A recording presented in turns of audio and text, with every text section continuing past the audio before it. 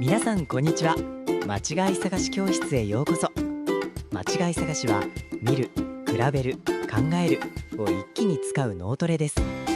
1日1分でも楽しみながら脳を若返らせましょう。ルールは簡単。このような2つの絵から3つの間違いを探してくださいね。制限時間は90秒です。今回は大人の趣味がテーマのイラストです。最後まで見てくださいね。それでは早速今日の間違い探しです。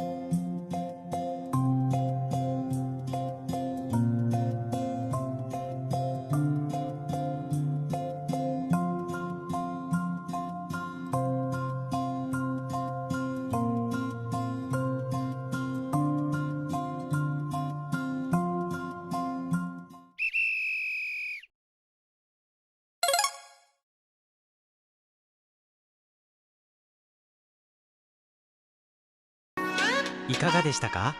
全問正解できなくても大丈夫。考えた時間の分だけ脳が若返っていますよ。お好きな趣味はありましたか？ぜひこの間違い探しも皆さんの趣味楽しみになると嬉しいです。イラストを気に入ってくれた方はぜひチャンネル登録して次回お待ちくださいね。脳トレは継続することが何より大切。またこの教室でお待ちしていますね。ご視聴ありがとうございました。感想コメント励みになります。